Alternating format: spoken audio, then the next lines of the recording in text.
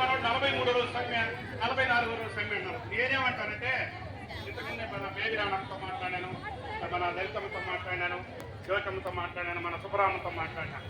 నేను కోరేది ఏంటంటే ఇప్పుడు మళ్ళీ అక్కడక్కడ ఆధార్ సీడింగ్ చెప్తున్నాను. మీకు ఆధార్ సీడింగ్ చేయమన్నారు, ఎఫ్ఆర్ స్టాఫ్ మళ్ళా చేయబడుతున్నారు, పోషన్ ట్రాకర్ ఇవ్వంటారు. ఈ 3 సంఘాలు కూర్చొని ఎఫ్ఆర్ స్టాఫ్ రేపటి నుంచి చెయ్యొద్దు అంటే మనం రాష్ట్రం చేస్తామని చెప్తున్నాను. చెయ్యం. కాబట్టి మీరు నిర్ణయం చేయండి. ఈ నిర్ణయాల కోసం ఇక్కడ అమలు చేస్తున్నారు. వాళ్ళకి అర్థమైపోవాలా.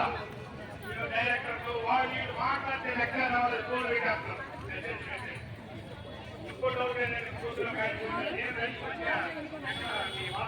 డబ్బులు లేవా సచివాలయం దగ్గరికి వెళ్ళాక తీసుకొని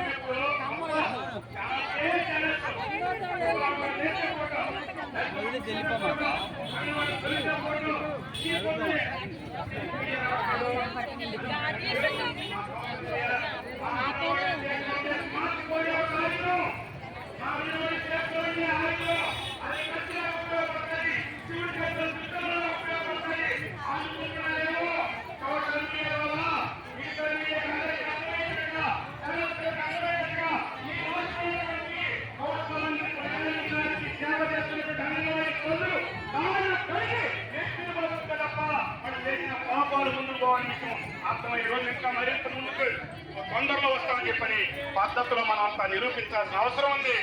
ఆఖరిగా నేను చెప్పేదంటే 3 సంఘాల నాయకత్వం కూర్చొని మీరు దశల వారీగా ఆందోళన పిలిపివ్వండి. దశల వారీగా కొన్ని పనులు మా మీద ఒత్తిడి చేస్తున్నారు. మేము ఆ పనులు చేయము. ఆ పనులు చేయమని చెప్పి 1 by 1 ఆపుతా వస్తే అప్పుడు వాళ్ళకి వెన్నులో ఒడి పుడుతుంది. అప్పుడు వాళ్ళు మన దృష్టికి తీసుకొస్తారు. కాబట్టి మనం చేస్తున్నటువంటి ఈ పోరాటం రాష్ట్రవ్యాప్తంగా, గతంలో దేశవ్యాప్తంగా, ప్రపంచవ్యాప్తంగా ఆ విధంగా ఈ రోజు మనం ఇది ప్రారంభించాం. ఈ ఇంతకుముందు సుబ్రహ్మణ్యం గారు మాట చెప్పారు, అమృత తుల్యమైన మాట. ఇప్పటి వరకు అంగన్వాడీలు ఓడిపోలేదు. మనం ఓడిపోయే ప్రసక్తే లేదు.